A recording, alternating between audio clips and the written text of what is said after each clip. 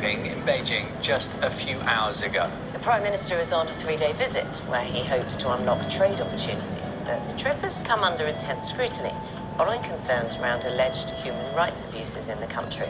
Our China correspondent Stephen McDonnell has more. At the Great Hall of the People, the first British Prime Minister to visit in 8 years was welcomed. The governments of both China and the UK have decided that relations had been in the cold for too long, and now the thaw is well and truly on. China is a vital player on the global stage, and it's vital that we build a more sophisticated relationship where we can identify opportunities to collaborate, but of course also allow a meaningful dialogue on areas where we disagree. You've publicly said that China is an opportunity and that dealing with China is not a choice, but a necessity. I commend these words. China stands ready to develop with the UK a long-term and consistent, comprehensive strategic partnership. It will benefit our two peoples and the wider world. Even before his arrival, the Chinese government was talking up Britain's commitment to free trade and multilateral institutions like the United Nations, the contrast being with the Trump administration. It's Beijing's way of saying that these are areas where like-minded countries can cooperate.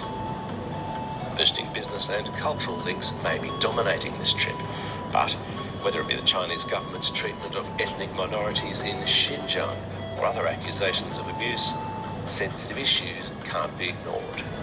When visiting the Chinese capital, Western governments are seen as duty-bound to raise the issue of China's significant human rights abuses, and Keir Starmer is no different. In fact, the Chinese government would expect no less. If a Western politician was to come to Beijing and not stand up for their principles, they'd be considered as weak and treated as such.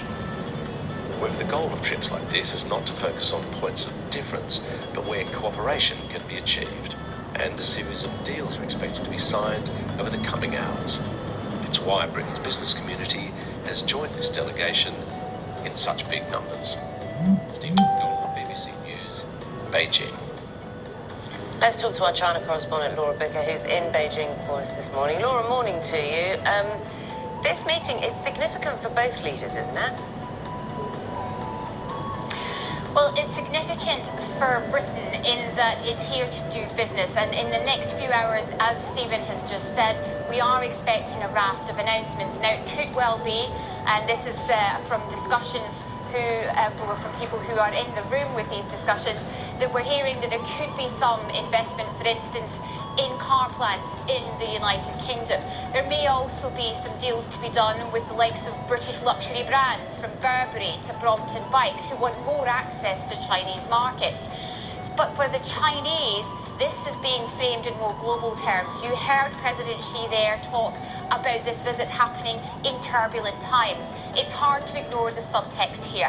What he's talking about is Western countries, and we've seen a few of them in the last few months. We've had France, we've had Canada, and we'll soon see Germany and now Britain. Western countries are coming here to do deals with China at a time when the US president is more unpredictable. And I think for China, it's a chance to coalesce around its own trade and show how dominant it is in this area, and do deals and bring these Western allies of the US closer to its orbit. Laura, thanks very much for that. That's our China correspondent, Laura Bicker.